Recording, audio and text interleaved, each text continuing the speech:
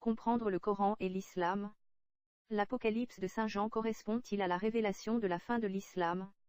À la fin de la dernière vidéo présentant l'histoire réelle du Coran, invitation avait été faite à vos questions, que vous pouvez envoyer directement à l'adresse électronique, comprendre le Coran en un mot, @laposte.net. Toute question requiert une réponse. C'est ainsi qu'est apparue cette question. L'Apocalypse de Saint Jean correspond-il à la révélation de la fin de l'islam?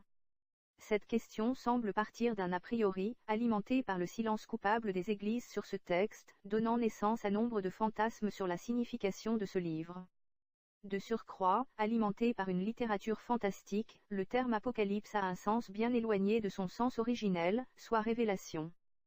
Comme toutes les révélations qu'il contient semblent ne pas avoir eu lieu, elles ne peuvent qu'être des prophéties, comme indiqué dès le 3e verset.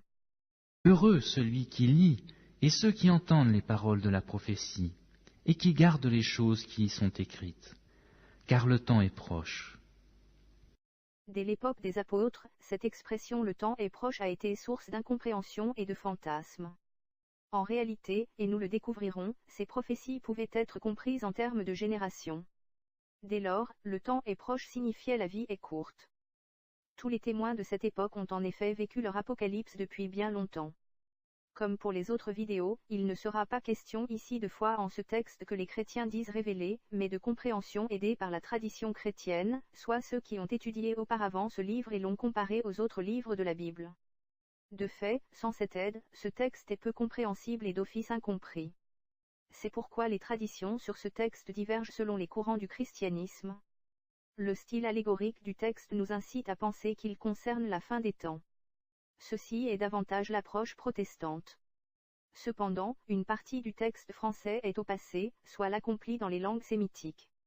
Une révélation au passé ne peut-elle dès lors que signifier la révélation de Jésus-Christ, Dieu fait homme. Cette perception est davantage catholique et orthodoxe. Ainsi, la lecture de ce texte est tellement plurielle que les théologiens sont loin d'être unanimes, expliquant cette mise à l'écart. On parle davantage de la révélation en dehors des milieux chrétiens qu'en dedans. Les théologiens nous expliquent le sens premier, soit une opposition frontale, un combat permanent entre le bien et le mal. Un agneau dans toute sa fragilité, le Christ dans son sacrifice, opposé à un dragon à 7 têtes, qui désire écraser toute victime. L'Apocalypse semble être un livre narrant une destruction, mais il raconte une reconstruction après un passage difficile dû au mauvais choix de l'homme, et cette nouvelle vie est celle voulue par Dieu au profit de l'homme. Il s'agit dès lors d'un livre basé sur la morale à suivre par l'homme. Les sectes de tout poil se sont engouffrées dans ce silence, l'utilisant comme un appel à la conversion. Les califes, principalement abbassides, avaient déjà agi de la même manière.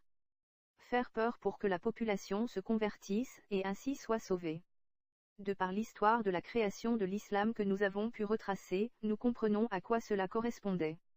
Nous percevons trop clairement qui était à cette époque le malin. Il semble difficile d'éviter la question initiale de l'auteur de l'Apocalypse. L'auteur se nomme lui-même dans le texte. 2 Jean sont possibles.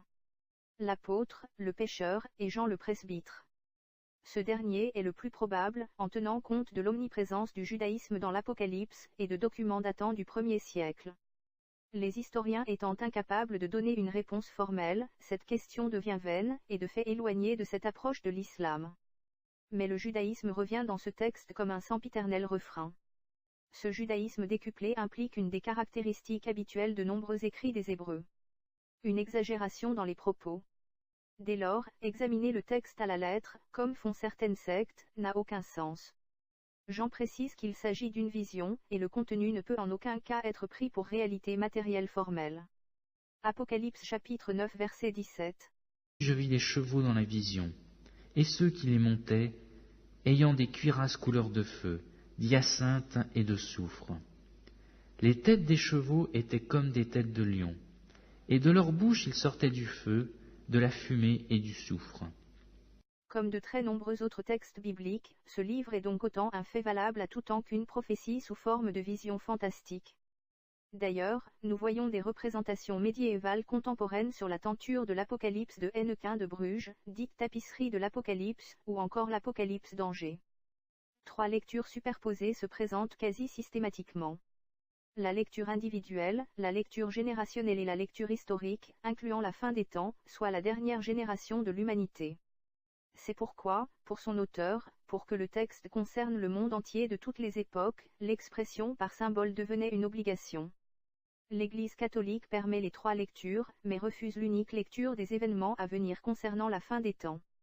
L'Église a rejeté cette falsification du royaume à venir sous le nom de millénarisme, surtout sous la forme politique d'un messianisme sécularisé, intrinsèquement perverse. Catéchisme numéro 676. Pour répondre à la question, seule entre en compte une de ces 3 lectures. Mais, pour chaque séquence, il n'est pas honnête de ne mentionner que le lien possible avec l'islam. Des détails peuvent être davantage appropriés pour une autre lecture, où une description peut se référer à plusieurs événements historiques distincts, passés ou futurs. Examinons ce texte plus en détail, et reprenons les versets dont le sens pourrait être particulier en fonction de l'islam, traduction Louis II. Certes, nous ne nous arrêterons qu'à l'histoire de l'islam des 3 premiers siècles. Des analogies avec des événements ultérieurs ont ainsi pu échapper à cette comparaison. Nous observerons au passage une similitude entre ce texte de l'Apocalypse de Saint Jean et le Coran. Ces 2 textes n'offrent volontairement que peu de localisation, et aucun ciblage dans le temps. Par cette analogie, nous comprenons que nous pouvons faire dire à ces 2 textes à peu près tout et son contraire. Nous remarquerons que ces volontés de silence avaient des motivations diamétralement opposées. Chapitre 1, versets 4 et 5. Jean, aux 7 églises qui sont en Asie. Que la grâce et la paix vous soient données de la part de celui qui est, qui était et qui vient, et de la part des 7 esprits qui sont devant son trône, et de la part de Jésus-Christ, le témoin fidèle, le premier-né des morts et le prince des rois de la terre. À celui qui nous aime, qui nous a lavés de nos péchés par son sang. Les 7 églises seront nommées géographiquement. À ces églises, ce sont principalement des reproches qui sont adressés. Or, ces 7 villes sont dans l'actuelle Turquie, soit en terre d'islam. Jean, a-t-il, par cet apocalypse, réellement écrit à ces églises pour leur en faire ses griefs? Bien que de nombreux théologiens y croient, ceci est hautement improbable. En effet, de tels griefs auraient plutôt été l'objet d'épîtres, de lettres directes et spécifiques, comme Jean en fit. De surcroît, communiquer la faute d'une église au monde entier risquait de causer l'effet contraire à celui souhaité. Sous quelle autorité Saint Jean aurait-il écrit ces injonctions? Mais aussi, comment était-il au courant de tels débordements, non pour une seule, mais pour chacune de ces églises? La correction souhaitée dans leur comportement nécessitait une réaction rapide. Combien de temps aurait mis une copie de l'Apocalypse que pour arriver à ces églises, et qu'elles puissent ainsi prendre les dispositions utiles? Les églises des premiers siècles, en actuelle Turquie, étaient les plus fidèles. Dès lors, pourquoi spécifiquement à elles les reproches? Pensons, aujourd'hui encore, à la résistance de Tur Abdin, pour maintenir le message d'amour du Christ, malgré la pression musulmane. Si ce message s'adressait sans distinction aucune à l'ensemble des croyants, ces 7 églises n'auraient-elles pas été mieux réparties dans ce monde fraîchement christianisé? Jean, sachant que ce livre serait connu pendant des millénaires, aurait-il pu y insérer dès son début des instructions spécifiques et provisoires, précédées du terme de prophétie? Enfin, les autres septénaires sont allégoriques, pourquoi celui-ci serait-il matériel? La réponse semble être dans la question. Dès le début, nous percevons aussi l'opposition entre christianisme et islam, avec le judaïsme en fil conducteur. Il y a dans ces versets des alternances, pour les mettre en lumière, entre croyance et incroyance de l'islam. Grâce et la paix vous soient données de la part de celui qui est, qui était et qui vient, et de la part des 7 esprits qui sont devant son trône, et de la part de Jésus-Christ. Celui qui est, qui était, et qui vient, correspond au Père et au Fils pour le christianisme, mais seulement au Père pour l'islam, pour lequel il n'y a pas de Fils. Ce verset montre clairement que Jésus-Christ n'est pas Dieu dans ce verset, fait totalement contredit par tous les autres écrits johanniques. Témoin fidèle, le premier-né des morts et le prince des rois de la terre. À celui qui nous aime, qui nous a lavés de nos péchés par son sang. Le témoin fidèle correspond bien plus à la perception musulmane de Jésus-Christ qu'à sa perception chrétienne. Le premier-né des morts est chrétien et non musulman, le prince des rois n'est pas chrétien, celui qui nous a délivrés de nos péchés par son sang est chrétien et non musulman. Chapitre 2, versets 8 et 9. Écrit à l'ange de l'église de Smyrne. Voici ce que dit le premier et le dernier, celui qui était mort et qui est revenu à la vie. Je connais tes œuvres, ta tribulation et ta pauvreté, bien que tu sois riche, et les calomnies de la part de ceux qui se disent juifs et ne le sont pas, mais qui sont une synagogue de Satan. Ne peut-on apercevoir dans ce jugement divin les Judéo-Nazaréens, lorsqu'ils étaient à Pétra? Ils étaient particulièrement riches, mais pourtant malheureux, car incapables d'agir comme ils l'auraient voulu, de sorte que leur messianisme, leur objectif principal, fut un échec constant. Leur pauvreté fut aussi constante. Il s'agit de la pauvreté de leur théologie. De ceux qui se disent juifs et ne le sont pas. Cette expression fait penser à la guerre de propagande qui les a opposés à Abd al-Malik, les uns affirmant leur judaïté, les autres rétorquant par de l'incroyance de leur part. On comprend ainsi pourquoi Jésus-Christ affirme qu'ils sont des mauvais juifs, alors que c'est lui-même qui a révoqué le judaïsme. La synagogue de Satan était celle d'Abd al-Malik qui avait créé ses propres synagogues. Chapitre 2, versets 12 à 17. Écrit à l'ange de l'église de Pergame. Voici ce que dit celui qui a l'épée aiguë, à deux tranchants. Je sais où tu demeures. Je sais que là est le trône de Satan. Tu retiens mon nom, et tu n'as pas renié ma foi. Même au jour d'Antipas, mon témoin fidèle, qui a été mis à mort chez vous, là où Satan a sa demeure. Mais j'ai quelque chose contre toi, c'est que tu as là des gens attachés à la doctrine de Balaam, qui enseignait à Balak de mettre une pierre d'achoppement devant les fils d'Israël, pour qu'ils mangeassent des viandes sacrifiées aux idoles et qu'ils se livrassent à l'impudicité. De même, toi aussi, tu as des gens attachés pareillement à la doctrine des Nicolaïtes, ce que je hais. Repens-toi donc, sinon je viendrai à toi bientôt, et je les combattrai avec l'épée de ma bouche. Que celui qui a des oreilles entende ce que l'Esprit dit aux églises. À celui qui vaincra, je donnerai de la manne cachée, et je lui donnerai un caillou blanc, et sur ce caillou est écrit un nom nouveau, que personne ne connaît, si ce n'est celui qui le reçoit. Nous découvrons de nombreux parallèles avec les Judéo-Nazaréens, lorsqu'ils étaient à la Mecque. Certes, on peut arguer qu'il s'agit d'une autre histoire, ailleurs, et à une autre époque. Le trône de Satan serait à la Mecque. Ce siège ne peut se trouver qu'à un endroit où les faits les plus graves se déroulent pendant une longue période. Les hérésies citées, incomprises aujourd'hui, semblent relativement mineures. Dieu savait où ils étaient, et personne d'autre qu'eux-mêmes. Ils vénéraient Jésus-Christ, au point, à un moment ou l'autre, qu'ils ont compris sa divinité. Nous comprenons que leur chef fut mis à mort, en toute logique après leur découverte par les musulmans abbassides. Nous pouvions le comprendre de par l'histoire retracée. Malgré cela, Jésus-Christ leur reproche des divergences internes, des incohérences théologiques, des doutes de certains sur la divinité de Jésus. L'épée de sa bouche, c'est sa parole, soit l'affirmation de sa divinité. Le caillou blanc et la pierre noire ne s'opposent-ils pas? Ces deux couleurs montrent l'opposition entre Jésus-Christ et Satan. Chapitre 6, verset 8. Quand il ouvrit le 4e sceau, j'entendis la voix du 4e être vivant qui disait « Viens et vois ». Je regardai, et voici parut un cheval d'une couleur pâle. Celui qui le montait se nommait la mort, et le séjour des morts l'accompagnait. Le pouvoir leur fut donné sur le quart de la terre, pour faire périr les hommes par l'épée, par la famine, par la mortalité et par les bêtes sauvages de la terre. Le texte originel grec mentionne hyposchloros, soit cheval vert, chloros signifiant vert en grec ancien. Les sceaux contiennent les mystères scellés du sens de la vie, soit les souffrances de l'humanité. Seul le Christ est capable de les expliquer. Au cheval blanc correspondent les fléaux qui vainquent l'homme, quoi qu'il arrive. Au cheval roux, la guerre, et au noir, la famine. Le 5e sceau correspond aux âmes de ceux injustement tués, ou de l'injustice du monde. Le 6e est la fin de toute chose et le 7e, le silence de Dieu.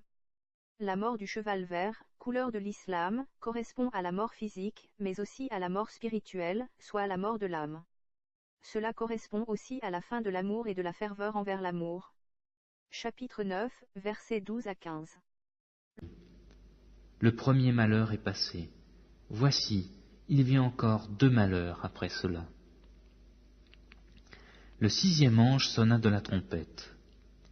Et j'entendis une voix venant des 4 cornes de l'autel d'or qui est devant Dieu, et disant au 6e ange qui avait la trompette, « Délie les 4 anges qui sont liés sur le grand fleuve Euphrate. » Et les 4 anges qui étaient prêts pour l'heure, le jour, le mois et l'année, furent déliés afin qu'ils tuassent le tiers des hommes. Le verset 4 affirme que seuls les hommes n'ayant pas le sceau de Dieu sur le front, soit le baptême, sont concernés par les malheurs.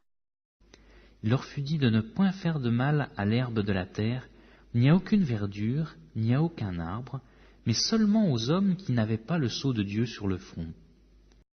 Les sceaux annoncent le jugement divin, et sont dès lors un avertissement, un appel à la conversion. Le grand fleuve d'Euphrate renvoie indubitablement à l'Irak, soit à Bagdad, lieu de naissance de l'islam, et à Babylone, baignée par l'Euphrate. Chapitre 10, versets 8 à 11.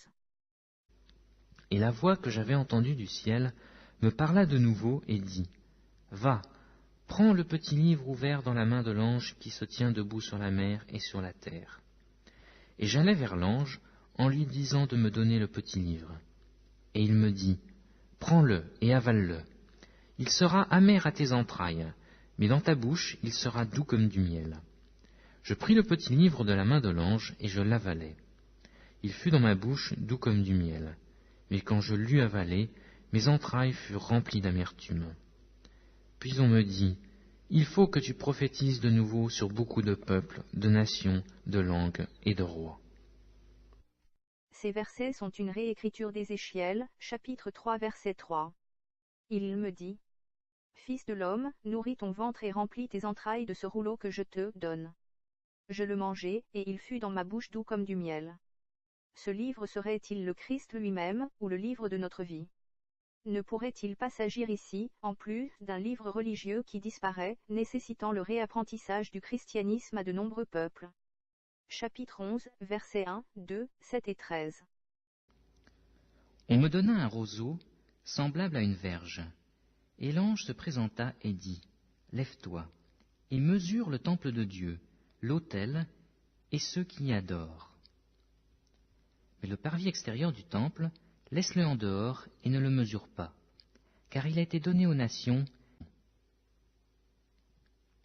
Quand ils auront achevé leur témoignage, la bête qui monte de l'abîme leur fera la guerre, les vaincra et les tuera. » À cette heure-là, il y eut un grand tremblement de terre, et la 10e partie de la ville tomba.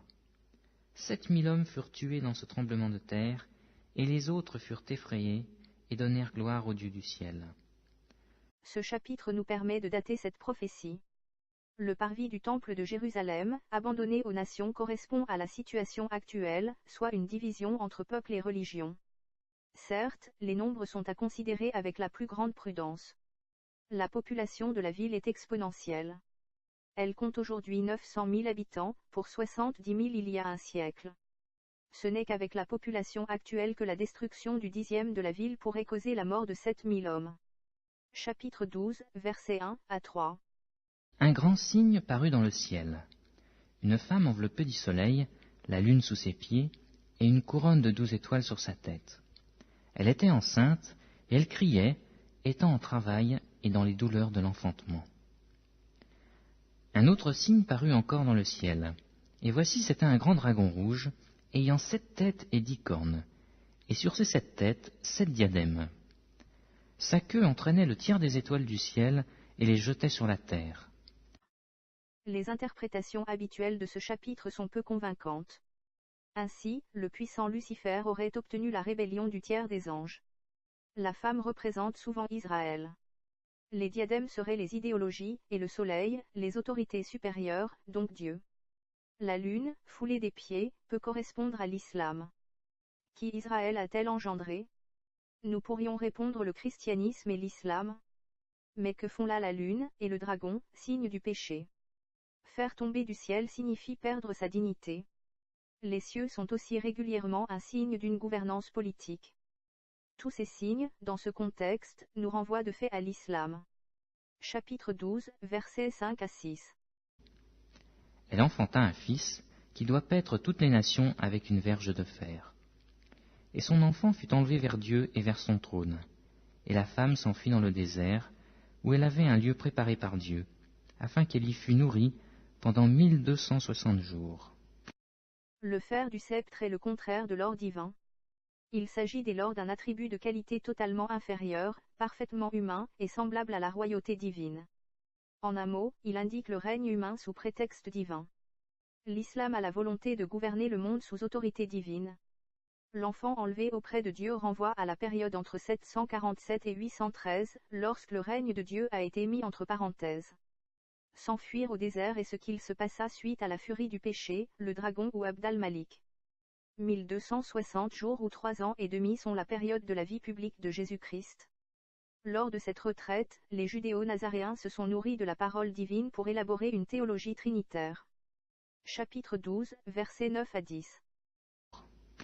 Et il y eut guerre dans le ciel. Michel et ses anges combattirent contre le dragon. Et le dragon et ses anges combattirent. Mais ils ne furent pas les plus forts, et leur place ne fut plus trouvée dans le ciel. Et il fut précipité, le grand dragon, le serpent ancien, appelé le diable et Satan, celui qui séduit toute la terre. Il fut précipité sur la terre, et ses anges furent précipités avec lui. Et j'entendis dans le ciel une voix forte qui disait, « Maintenant le salut est arrivé, et la puissance et le règne de notre Dieu et l'autorité de son Christ. Car il a été précipité, l'accusateur de nos frères, celui qui les accusait devant notre Dieu jour et nuit. » L'accusateur, celui qui ne voulait pas le bien, le pécheur qui a été précipité sur terre, donc celui qui a perdu sa dignité, est-il Abd al-Malik? Ou est-il Marwan II, le dernier calife omeyyade, davantage aveuglé par la luxure avec son harem que par le bien de son peuple, au point de faire disparaître son régime politique? Ou plus simplement, est-ce l'ensemble des dictateurs et califes omeyyades, avec leurs anges, leurs sbires, de par la disparition de l'usurpation divine? La lecture plurielle de l'Apocalypse ne permet pas de trancher. Peu importe. Chapitre 12, versets 14 à 18. Quand le dragon vit qu'il avait été précipité sur la terre, il poursuivit la femme qui avait enfanté l'enfant mâle. Et les 2 ailes du grand aigle furent données à la femme, afin qu'elle s'envolât au désert, vers son lieu, où elle est nourrie un temps, des temps et la moitié d'un temps, loin de la face du serpent.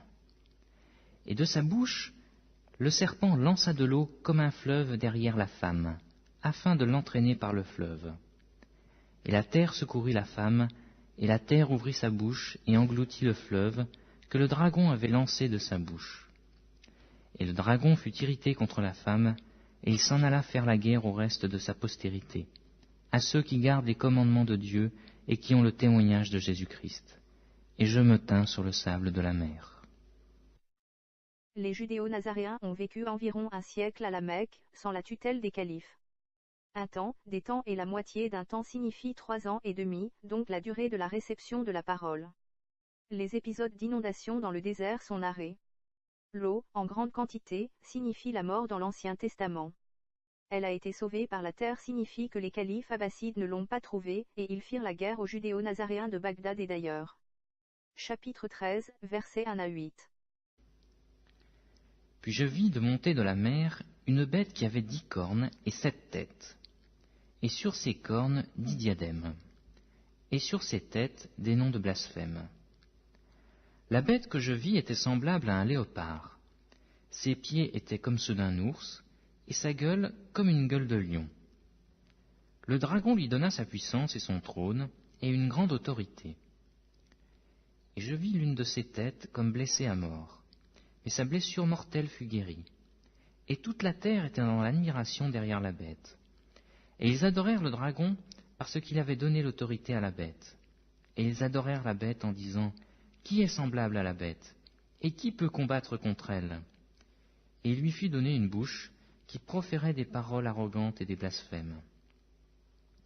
Et il lui fut donné le pouvoir d'agir pendant 42 mois. Et elle ouvrit sa bouche pour proférer des blasphèmes contre Dieu, pour blasphémer son nom et son tabernacle, et ceux qui habitent dans le ciel. Et il lui fut donné de faire la guerre aux saints et de les vaincre. Et il lui fut donné autorité sur toute tribu, tout peuple, toute langue et toute nation. Et tous les habitants de la terre l'adoreront, ceux dont le nom n'a pas été écrit dès la fondation du monde dans le livre de vie de l'agneau, qui a été immolé. Si quelqu'un a des oreilles, qu'il entende. Si quelqu'un mène en captivité, il ira en captivité.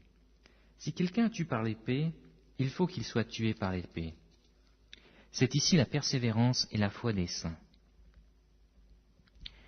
Puis, je vis monter de la terre une autre bête, qui avait 2 cornes semblables à celles d'un agneau, et qui parlait comme un dragon. Elle exerçait toute l'autorité de la première bête en sa présence, et elle faisait que la terre et ses habitants adoraient la première bête, dont la blessure mortelle avait été guérie. Les 3 bêtes veulent le pouvoir et singent la Trinité. On peut bien sûr penser à l'Empire romain, qui voyait que les chrétiens étaient un obstacle, car ceux-ci refusaient la divinisation de l'empereur. C'est pourquoi ceux-ci ont été massacrés dans un premier temps. Ce n'était pas pour leur croyance en Dieu, mais pour leur affirmation d'un Dieu unique. Nul ne peut servir 2 maîtres, car ou il haïra l'un et aimera l'autre, ou il s'attachera à l'un et méprisera l'autre. Vous ne pouvez servir Dieu et la richesse. Le léopard, l'ours et le lion, ainsi que l'autre bête à 10 cornes, sont cités dans le chapitre 7 du livre de Daniel. Elles correspondraient à la panthère ou léopard à 4 ailes et 4 têtes de Perse, à l'ours carnassier de Médie et au lion aux ailes d'aigle de Babylone. Comme pour les 7 églises, le constat est identique. Ces 3 territoires sont en terre musulmane. Elon adora la bête, le mot grec étomazen peut aussi être traduit par Elon craignit la bête. Les 7 têtes de la bête correspondent aux 7 péchés capitaux et ses 10 cornes à sa puissance. La tête blessée à mort et ressuscitée est le péché d'orgueil, une idéologie en remplaçant sans cesse une autre, au lieu de mettre l'intelligence et le pragmatisme au pouvoir. Son corps hybride forme un mélange inconciliable, comme l'islam mielleux et hargneux, religion de paix et arme de guerre. Que la bête vienne de la mer ou de la mort n'est pas étonnant. L'islam donne la mort, soit il ne donne pas la vie éternelle au paradis, seule prérogative de Jésus-Christ trinitaire. Le dragon seul est impuissant, il lui faut une aide. S'agit-il de la Ligue islamique mondiale en aide à l'islam? Chacun peut avoir sa propre opinion. La lecture de cet extrait de l'Apocalypse peut ainsi avoir une résonance particulière. Les musulmans affirment généralement que le prophète Mahomet est inscrit dans la Bible, tel qu'il est mentionné dans le Coran. 7 siècles avant cette affirmation musulmane, Saint Jean répond par cette vision prophétique.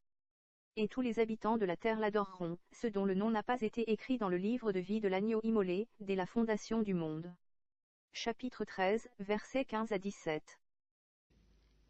Et il lui fut donné d'animer l'image de la bête, afin que l'image de la bête parlât, et qu'elle fit que tous ceux qui n'adoreraient pas l'image de la bête fussent tués.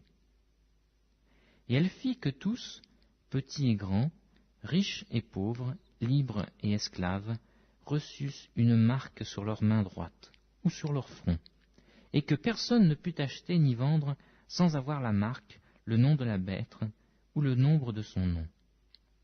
Ce verset ne peut-il se référer qu'à la vision de Nabuchodonosor selon Daniel, ou sous Staline à la population qui n'avait pas la carte du parti? Cette nouvelle bête a le pouvoir de créer la vie, soit d'animer une image. Sourate 5 verset 110. Tu créais de la glaise comme la figure d'oiseau avec mon autorisation, puis tu y soufflais et, avec mon autorisation, elle devenait un oiseau. Ce verset des califes abbassides provient de l'évangile arabe de l'enfance, apocryphe syriaque. Il y a vision prophétique de l'Oumma. Le non-membre à la vue de tous est ostracisé. Celui qui ne peut plus acheter ou vendre est condamné à mort, car il ne peut plus manger, la mort sociale précédant la mort physique. Chapitre 13, verset 18. C'est ici la sagesse. Que celui qui a de l'intelligence calcule le nombre de la bête, car c'est un nombre d'hommes, et son nombre, c'est 666. Ce nombre 666, sur lequel plane autant de fantasmes que d'ignorance, est pourtant simplissime à comprendre. Genèse chapitre 1 verset 31. Et Dieu vit tout ce qu'il avait fait, et voici cela était très bon. Et il y eut un soir, et il y eut un matin, ce fut le 6e jour. Genèse chapitre 2 verset 1 à 3. Ainsi furent achevés le ciel et la terre, et toute leur armée.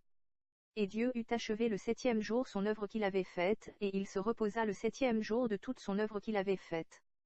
Et Dieu bénit le 7e jour et le sanctifia, parce qu'en ce jour-là il s'était reposé de toute l'œuvre qu'il avait créée en la faisant. Les 6 premiers jours étaient réservés à l'homme. Le 7e jour était réservé à Dieu. C'est ainsi que le sabbat a été décrété jour non travaillé, ou jour de Dieu, comme le dimanche. 7 signifiait Dieu ou la perfection. À l'inverse, le 6 devenait l'homme, plus petit que Dieu. D'où l'expression dans ce verset de l'Apocalypse, un nombre d'hommes. Par la kénose, le relèvement de l'homme par Dieu, ce chiffre devait s'approcher le plus possible du 7 divin. C'était donc impérativement 6. Mais ce Dieu unique se présente sous 3 personnes, la Trinité du Père, du Fils et de l'Esprit. Comme ces 3 personnes sont parfaites, mais forment un tout, et non une addition, le 21 aurait été un contresens. La représentation de Dieu est impérieusement le 777. La bête veut s'approprier des caractéristiques divines, mais rejette Dieu. Elle copie Dieu, et prend le chiffre de l'homme, soit du pécheur. Cela donne simplement 666. En effet, il y a 3 bêtes. Le serpent, le dragon et la bête. L'Apocalypse veut nous montrer qu'il concerne ainsi chaque homme, confronté au problème de la vie qui semble insurmontable, et fruit du péché des hommes. Ces 3 bêtes sont donc 3 représentations différentes du péché de l'homme. Ce nombre est donc terriblement humain, sans lien avec Dieu. Mais concrètement, qui est représenté par ce nombre? Il indique clairement une volonté d'apostasie, soit de reniement de la foi chrétienne, mais aussi de la vénération d'un autre Dieu qui affirme sauver l'homme. Nous pouvons penser au 2e chapitre de la 2e épître de Paul aux Thessaloniciens. Que personne ne vous séduise d'aucune manière, car il faut que l'apostasie soit arrivée auparavant, et qu'on ait vu paraître l'homme du péché, le fils de la perdition, l'adversaire qui s'élève au-dessus de tout ce qu'on appelle Dieu ou de ce qu'on adore, jusqu'à s'asseoir dans le temple de Dieu, se proclamant lui-même Dieu. Il n'y a aucune raison que saint Jean ait fait une allusion au passé dans cette prophétie, à l'époque des mythologies, lorsque l'homme ne pouvait pas savoir. Seul pouvaient être concernés des faits de son présent ou du futur. Pouvons-nous nous tous être nommés de ce nombre? Ce récit de l'Apocalypse veut nous faire croire le contraire, car nous sommes appelés à la conversion, ce dont la bête est incapable. La bête a aussi une volonté clairement messianiste, soit faire croire qu'elle peut sauver sans Dieu, ou s'attribuer un titre divin. C'est aussi ce que nous avons pu découvrir de l'islam, quand les califes abbassides ont écrit des décrets dits divins, dans lesquels ils se faisaient appeler Dieu, et promettaient systématiquement le paradis à ceux qui se soumettaient à ces lois. Ce messianisme a mis sous l'éteignoir le messianisme des judéo-nazaréens. Il y avait substitution fallacieuse de Dieu par l'homme. Le vrai Dieu étant indigne de cet islam des abbassides, toutes ces références ont été expurgées par les califes, au moyen d'un instrument trinitaire. Le Coran, la Sira et les hadiths. Tel était finalement le vrai Dieu de l'islam créé à partir de 813. Une religion sans Dieu. D'autres idéologies parues en notre ère correspondent-elles à ce nombre ainsi décrypté? Pouvons-nous craindre l'avènement d'autres idéologies semblables et ayant un tel pouvoir sur le monde entier? Chacun peut avoir son propre avis. Chapitre 16, versets 12 à 13. Le 6e versa sa coupe sur le grand fleuve, l'Euphrate, et son eau tarit, afin que le chemin des rois venant de l'Orient fût préparé. Et je vis sortir de la bouche du dragon, et de la bouche de la bête, et de la bouche du faux prophète, 3 esprits impurs, semblables à des grenouilles. Apparaît ce faux prophète, en relation avec l'Euphrate. Il n'apparaît que dans un autre verset, au chapitre 20. Mais un feu venant de Dieu descendit du ciel et les dévora. Et le diable, qui les séduisait, furent jetés dans l'étang de feu et de soufre, où sont la bête et le faux prophète. Le seul prophète ayant eu un tel pouvoir depuis 2000 ans était le prophète de l'islam. Chapitre 16, verset 19. Et la grande ville fut divisée en 3 parties, et les villes des nations tombèrent. Et Dieu se souvint de Babylone la grande, pour lui donner la coupe du vin de son ardente colère. La division en 3 de Jérusalem n'est-elle pas ce que nous vivons depuis 1948? Chapitre 17, versets 1 à 4. Puis, un des 7 anges, qui tenait les 7 coupes, vint, et il m'adressa la parole en disant, « Viens, je te montrerai le jugement de la grande prostituée, qui est assise sur les grandes eaux.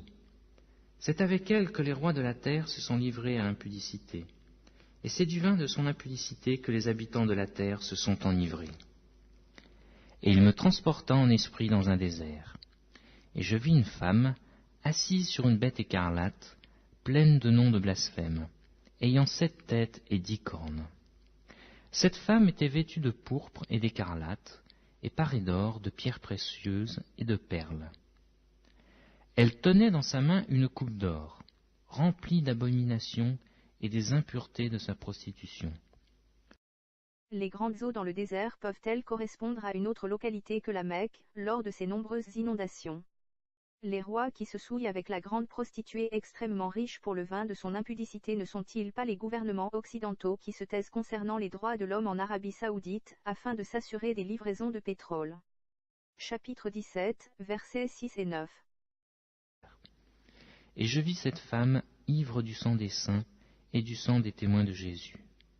Et en la voyant, je fus saisi d'un grand étonnement.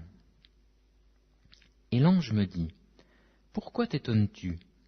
Je te dirai le mystère de la femme et de la bête qui la porte, qui a les 7 têtes et les 10 cornes. La bête que tu as vue était, et elle n'est plus. Elle doit monter de l'abîme et aller à la perdition.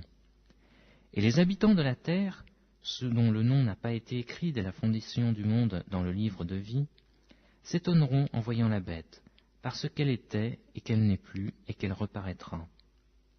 C'est ici l'intelligence qui a la sagesse. Les 7 têtes sont 7 montagnes, sur lesquelles la femme est assise. Ce sont aussi 7 rois. Est-il utile de pérorer sur tous les martyrs chrétiens causés par l'islam depuis plus de 1000 ans? Certes, Rome est établie sur 7 collines, tout comme Lisbonne, Paris, Yaoundé et le vieil Istanbul. Les protestants, au moins au début de leur schisme, ont ainsi décrit l'Église catholique, tout simplement parce qu'ils n'avaient pas compris totalement sa théologie. De surcroît, l'ensemble de cette description ne correspond pas à l'Église catholique. Les 7 collines de la Mecque sont les monts Jabal al-Nour, ou de lumière, Arafat, Thor, Omar, Kandm, Abou Koubay et Kekahan. Chapitre 17, verset 15. Et il me dit, « Les eaux que tu as vues, sur lesquelles la prostituée est assise, ce sont des peuples, des foules, des nations et des langues. » N'est-ce pas aussi la description du pèlerinage de la Mecque? Chapitre 18, versets 11 à 13. Et les marchands de la terre pleurent et sont dans le deuil à cause d'elle, parce que personne n'achète plus leur cargaison d'or, d'argent, de pierres précieuses, de perles, de fin lin, de pourpre, de soie, d'écarlate, de toute espèce de bois de senteur, de toute espèce d'objet d'ivoire, de toute espèce d'objet en bois très précieux, en airain, en fer et en marbre, de cinnamomone, d'aromates, de parfums, de myrrhe, d'encens, de vin, d'huile, de fine farine, de blé, de bœufs, de brebis, de chevaux, de chars, de corps et d'âmes d'hommes. Ce sont les richesses achetées au monde entier dans l'ordre décroissant de valeur, en commençant par l'or et l'argent, avec l'illusion qu'avoir plus signifie être plus. Certes, on pourrait arguer sur le vin, pour lequel la contrebande est importante en Arabie Saoudite et en vente libre dans des pays contigus. Toutefois, nous avons vu dans ce même texte allégorique que le mot vin pouvait avoir des sens cachés. L'impudicité est affirmée à la fin de cette liste. Ce qui vaut le moins, c'est l'âme de l'homme. Tous les sujets de la prostituée voient leur âme volée à l'agneau. Pensons à l'esclavagisme multiséculaire organisé et établi par le Coran. Les 4 derniers chapitres de l'Apocalypse nous montrent la victoire de Dieu, ou la défaite du mal, et les temps suivants. La nature du mal n'est donc plus décrite. Dieu nous montre ainsi que la vie sur terre est un cycle permanent, jusqu'à la dernière génération, d'hommes et de générations, chacun et chacune devant être purifié de son péché, de son mal, de sa prostitution spécifique, pour être entraîné par son infinie miséricorde dans son royaume de vie et d'amour, pour peu que nous le choisissions en pleine connaissance et liberté. Il est irréaliste et indécent de vouloir imaginer les temps futurs au départ de la révélation, comme le font de nombreuses sectes. Comme l'auteur parle en symboles, il y a une grille de lecture pour chaque époque. Ces sectes confondent de bonne ou mauvaise foi code et symboles, les premiers devant être décryptés, les seconds interprétés. Actes des Apôtres chapitre 1er verset 7. Il leur dit. Ce n'est pas à vous de connaître les temps ni les moments que le Père a fixés de sa propre autorité. Tenter de décrypter ce texte signifie entrer en opposition avec la volonté du Père. Interpréter ce texte correspond à la volonté de l'Esprit. Ainsi, il semble évident, dans de nombreux chapitres, que l'islam est décrit dans ce texte, parfois avec des doubles ou triples lectures possibles, parfois sans la moindre ambiguïté. La compréhension d'une perpétuelle opposition entre le bien et le mal, entre Dieu et le diable, est une évidence, mais n'explique pas tous ces détails parfois extrêmement précis du texte. La connaissance de ces différentes lectures superposées nous permet de mieux comprendre le texte, qu'il concerne l'islam, ou non. L'Apocalypse semble muette sur l'origine, sur la création et la jeunesse des bêtes. Tout n'a-t-il pas été créé par Dieu? Sont-elles comme le diable, la création d'un bon ange, soit la création d'un bon envoyé, qui a voulu défier Dieu en se détournant de sa mission et en usurpant certaines caractéristiques divines, en abusant de la liberté voulue par Dieu? Clairement, si Dieu n'a pas créé le mal, il l'utilise dans son plan, comme il a utilisé Judas pour rendre possible sa résurrection. De fait, la révélation répond à cette question de l'origine du mal, et commence par là. Les églises correspondent à chacun d'entre nous. À chacune de ces églises, la volonté, le désir initial correspond à la volonté divine.